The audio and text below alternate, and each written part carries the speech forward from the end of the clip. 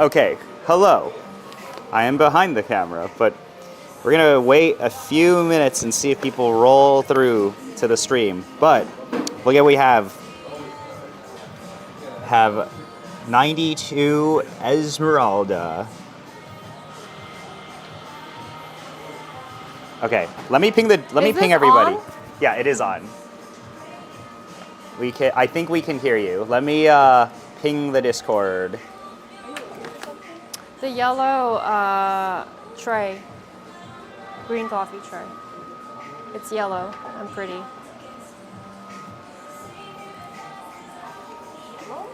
Yeah, it's okay if we don't have it. Okay, so this is live now. Let's see if anybody is here.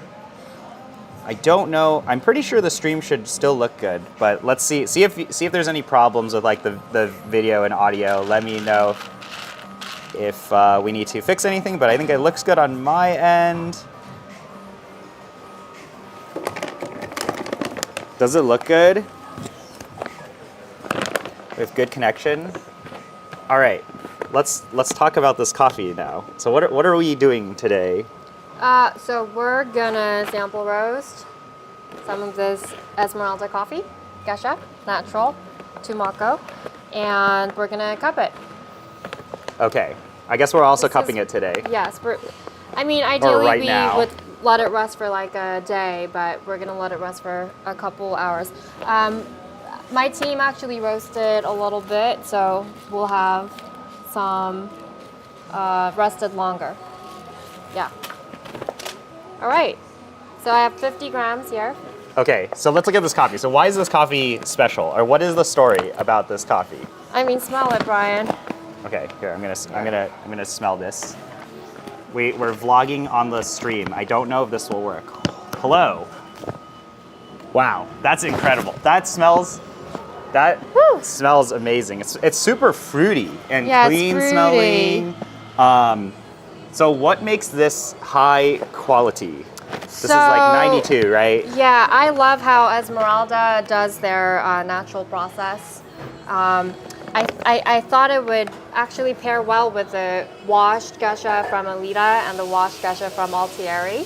Altieri we have a little bit left of, and the Alita sold out. But their natural really stood out across the, 60, 70, 80 different Geshas that I cupped in Panama with my mom. This one is very clean, but it's fruit bomb. You got cantaloupe, melon, lots of berries, and amazing acidity. So excited to roast this for you. We won't cup the green. Yeah, no, we won't cup the green. We'll roast. Here, what's the highest score you have ever tasted?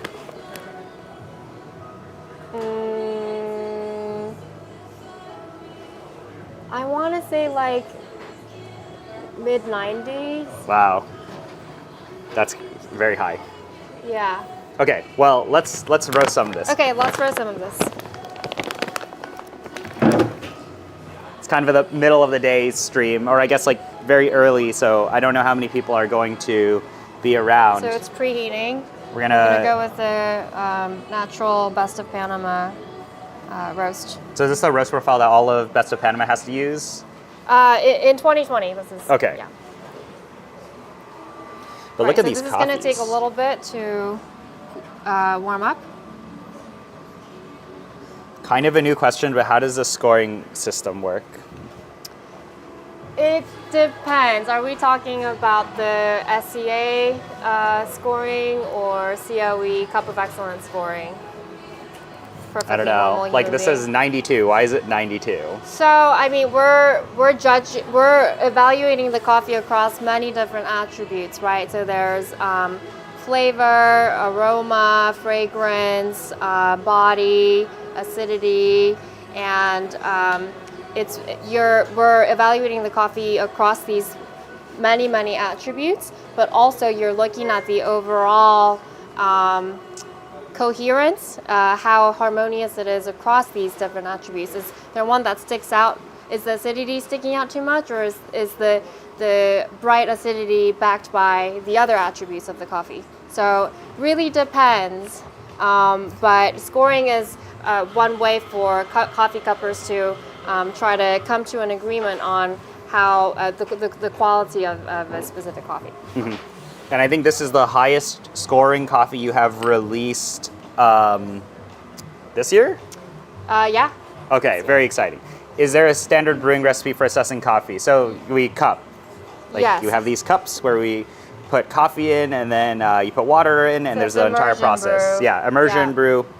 And that's because we want to be able to cut multiple coffees at the same time, and this ensures more consistency. So it's kind of like the French press method almost. Yeah. Yeah. So we're letting the ikawa heat up. I'm going to set you guys down for a little.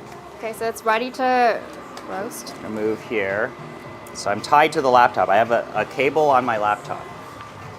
But this is let me link this coffee. The coffee is in the chat, by the way. I mean, in the stream. But okay, there we go. There's the coffee going in. So I'm gonna drop it. Oh man, coffee's in the roaster now. It's roasting. This better be good. I'm gonna be very sad if it isn't good. It'll be great.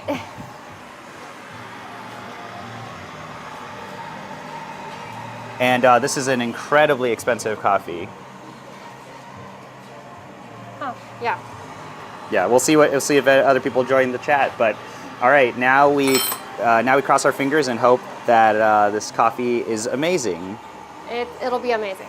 So you got to try this coffee in Panama, or what made you pick this coffee? Or I got to try this coffee in Panama on the Hacienda La Esmeralda farm, alongside 30 other geisha coffees, both washed and naturals. And this one really stood out to me. I went to Hacienda La Esmeralda after Alida and Altieri, so they were the last farm that we went to. And I want to say this was my favorite natural during my trip. It's so charismatic. It's loud, but in this magnificent, elegant way. yeah, and because it scores high and because it has all those attributes, that's why. And you know they're spending a lot of time and effort from producer perspective.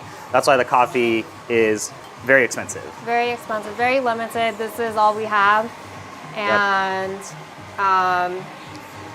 Esmeralda, so Rachel Peterson, the owner of the farm, was reserving this coffee to enter it into the Best of Panama competition. But as luck would have it, we were able to intercept it. So I'm really happy that it's here in New York with us. Yeah, and I already know some of you guys pre-ordered this coffee, so yeah, whatever coffee that is left there once they do a production run of it is going to go to you guys, which is going to be awesome. I'm very excited to try some of this. I guess we can maybe we can cup this. Should we cup this now or should we do it later? I think it can wait a little more. Okay, because we we might roasted go. This at 9. Yeah. Okay. Yeah, we 9 might go live later, again. So I might resume this stream, or I'll do another thing. Make sure mine is good, Ji-yoon. No pressure. Is this Howie? Yeah. Hi, Howie. Yours will be great. But here, I mean, this is the roasted one of the sample, and it's a sample roast. You're eating the bean. What does it taste like? Fruity. It's still degassing, but I'm excited.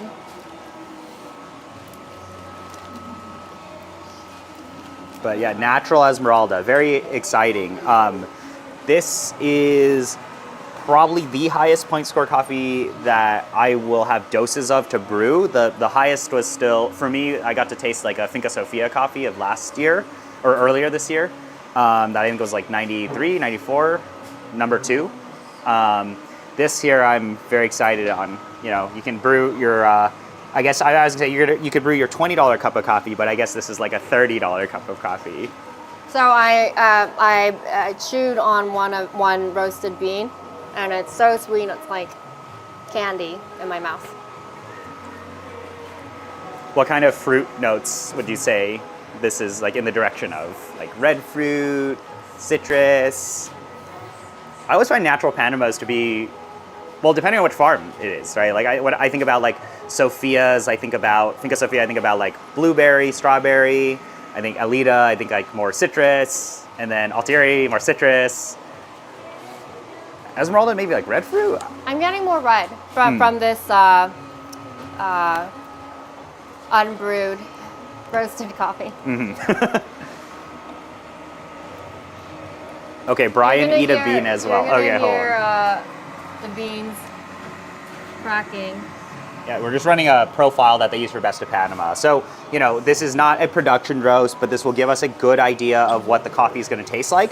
When we have coffees that are this explosive, the production roast, which, you know, the roaster's all the way back there, but you guys know they roast on Loring. You can eat a bean. Okay, I'll eat a bean. I'll eat a coffee bean. Okay, hold on. Let me eat a bean, guys. I'll tell you the tasting notes. I'll say it tastes like coffee.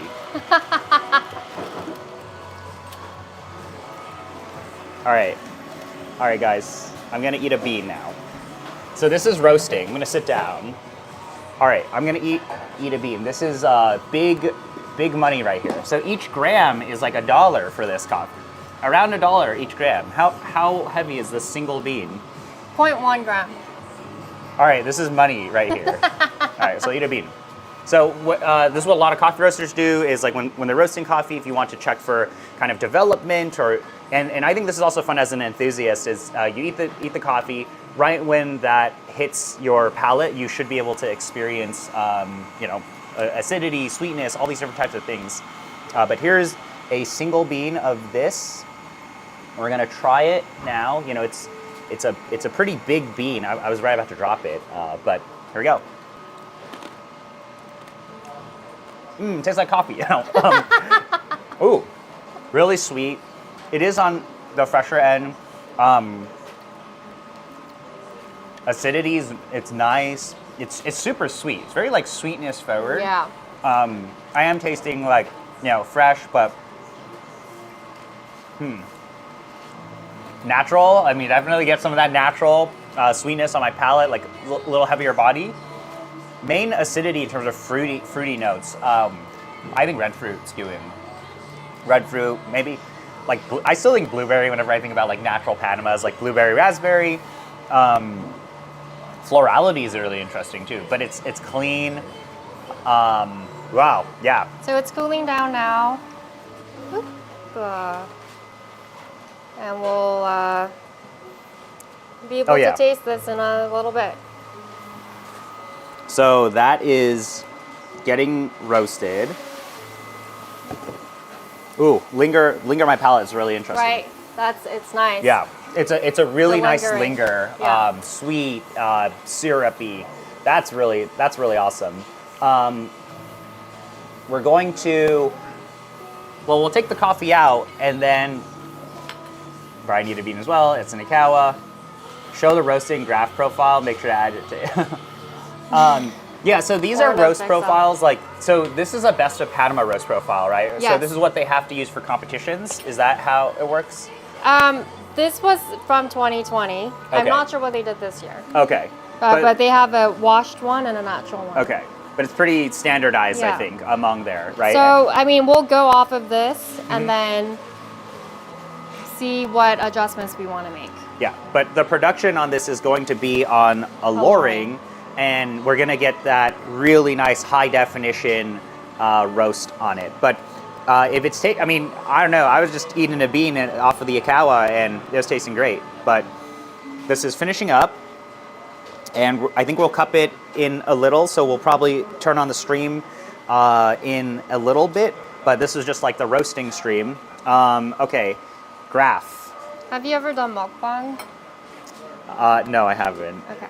Is that what we should? Is that what should we eat lunch and be live and then do this after?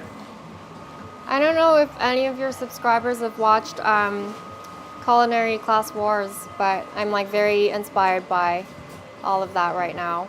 Should we just do that and wait while we let the coffee degas? We can eat food. Should I just eat the beans to save money on expensive coffee equipment? Yes. Just only do cuppings. You don't need to buy any fancy brewing gears. Just throw coffee It's worth in cupping bowls. consideration.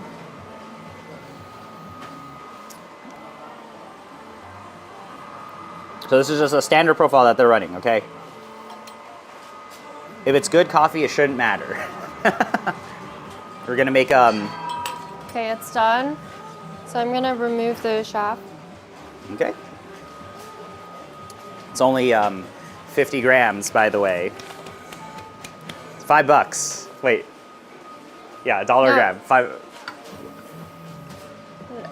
Wait, I can't do math right now. 50 grams, $1 a gram. Wait a You second. did the math? Huh? You did the math? Well, how much are you getting out there? It's $1 a gram. We have 50 grams. $50. Uh-huh. We have like 44 because of roast loss. Okay, we can.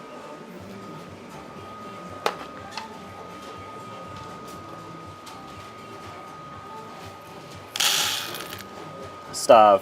$43. $42.80 right there. Yeah. Oh, jeez. Okay, so we'll come back and cup in a little bit. Yeah, so we'll do a cupping of this, but yeah, it's really fresh. Hard to smell it right now, but we are going to come back and cup this. We're gonna let this coffee degas a little.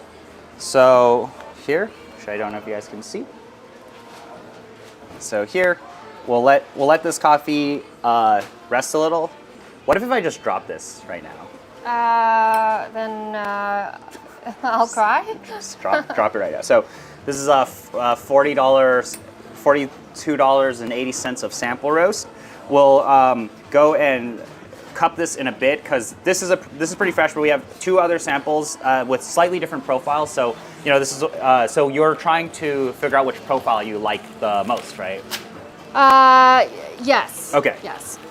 So we'll try the different slight variances in roast profile. I think there might be some different exit and charge temperatures and all of that, and we'll see which one gives kind of the best rendition. But more so, this will just tell us, does the coffee taste good? Which already tasting one coffee bean, which was roasted a few hours ago off of the ikawa with these, on the sample roast here, was already tasting really fantastic. So it's tasting this good. Oh wait, this is the wrong coffee, but this coffee here. If it's already tasting this good, I'm very excited for what a lowering production roast of this will be. And yeah, that's quite surprising that it's actually tasting this good on a sample roaster. Just eating the bean, of course. But we'll do the cupping. We'll talk a bit about what it tastes like, and we're gonna probably do that in another hour or so. 16% loss. I was expecting maybe more around 12%. Maybe because this is an ikawa. I don't know much about that. And also, I would say this very particular scale we have is not the most accurate scale in the world. But yeah, we'll be back on in probably half an hour to an hour, and we're gonna go and set up a cupping, and I think we'll stream that as well. And then I'll just make this into a video, and I'm lazy. This is the quality of the level of content we're at now. But yeah, it's tasting really great. I'll see you guys in a little then. Okay. See you later.